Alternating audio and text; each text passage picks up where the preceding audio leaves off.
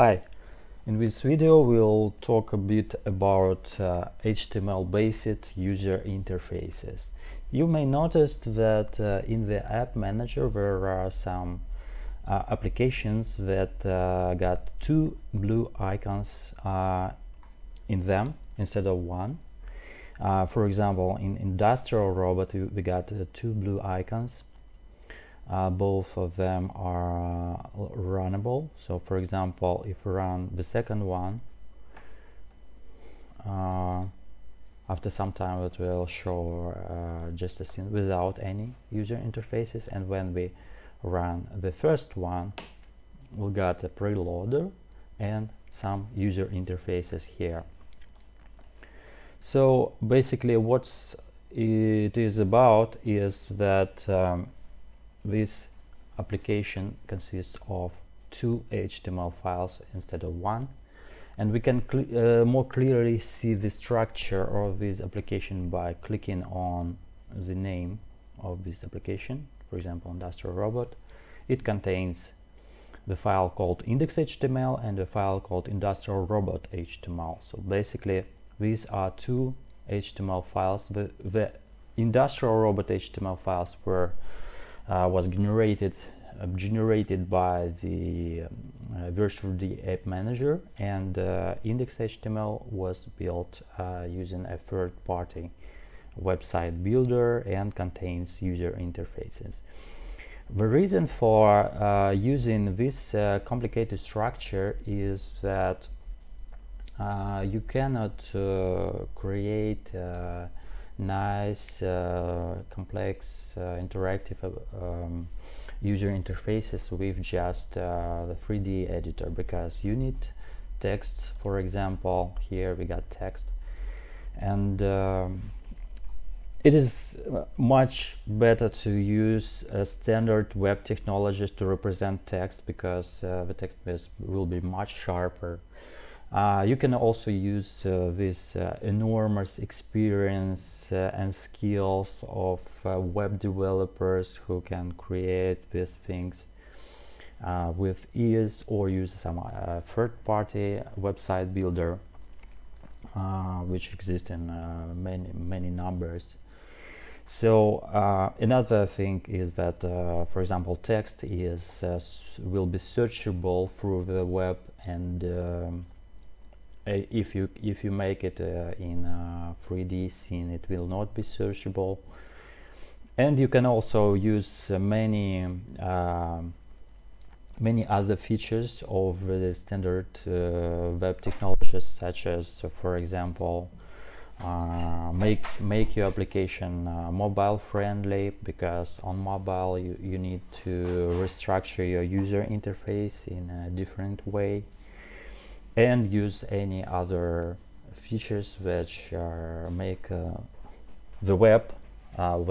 So basically this is a recommended way to deal with user interfaces with Visual3D framework. So in this tutorial let's show how to create this additional index.html file to incorporate some user interfaces. And before we proceed with the tutorial, I'd like to show you some technical stuff. So what's under the hood? We can hit the F12 button on your keyboard, and it will show the browser console.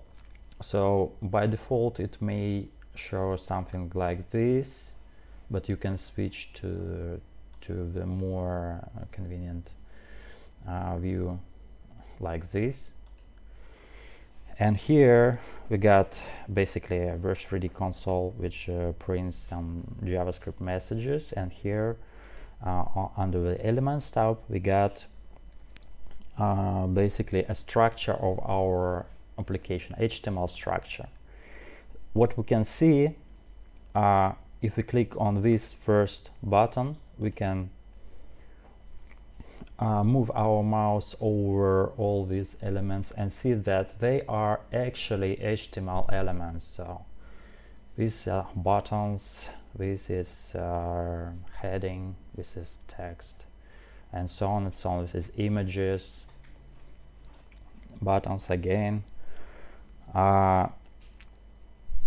Everything is HTML except this iframe element, which, being an HTML element itself, it loads another HTML document called Industrial Robot HTML. So we just seen it here. So basically it loads it, and this Industrial Robot HTML file, we already launched it before, so it only contains our 3D model, all the assets in 3D. So we can, for example, click right mouse click and select hide element to see that, disable selection, to see that actually what is HTML and what is 3D, where is 3D and where is HTML. So this is the file index.html, which contains all the elements, and we just hidden the iframe, which loads the file Industrial Robot HTML, which in turn loads all our 3D graphics.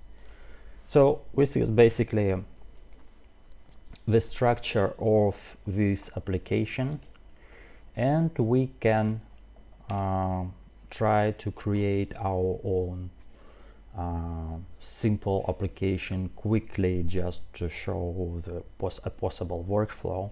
So let's start by clicking on create app, leaving all this default,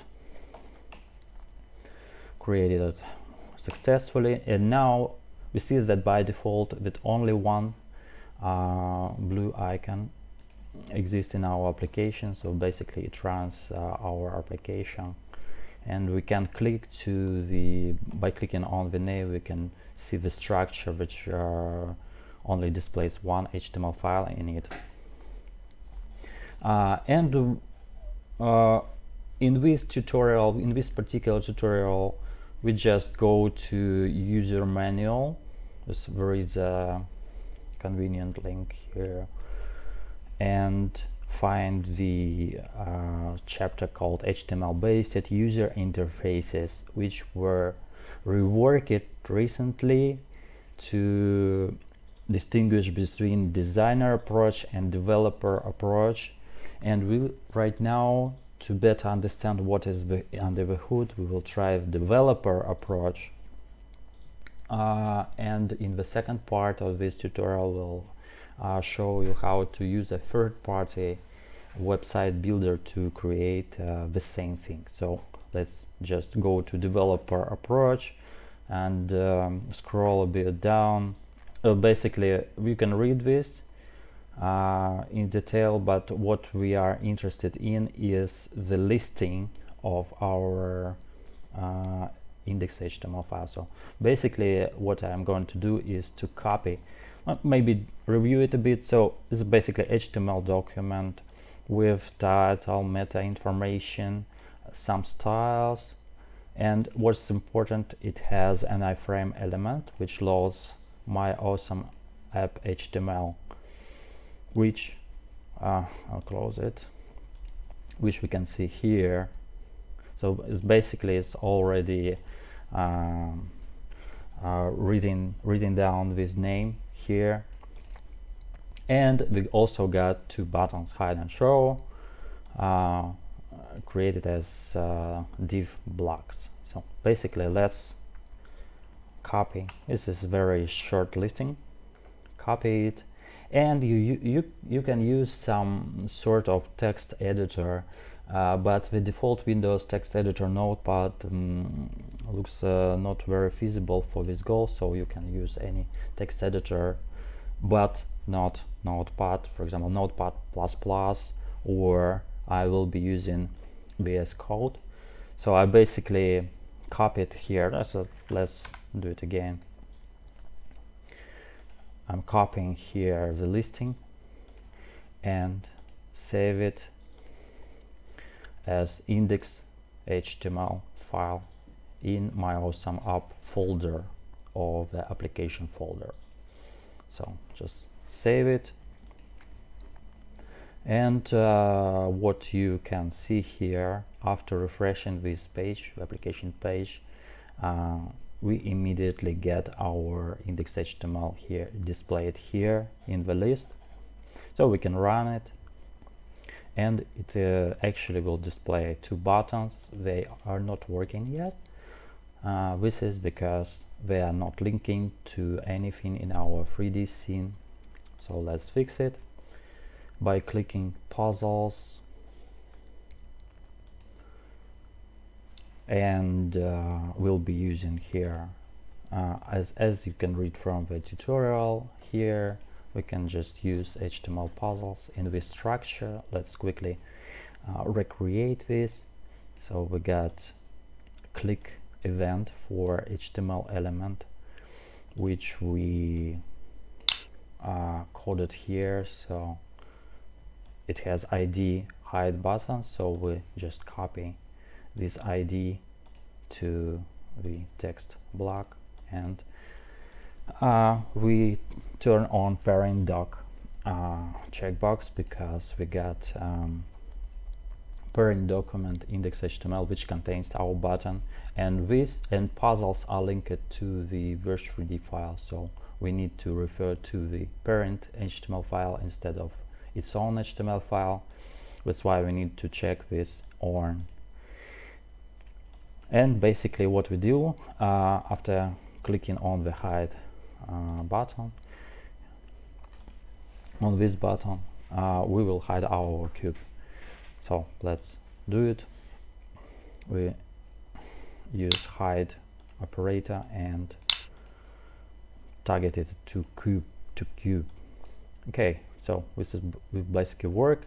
We just duplicate it to make it work for the show button as well. Show button, and instead of hide we'll be using show cube.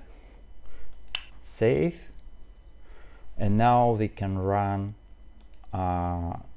this application again. Just refresh it and try these buttons.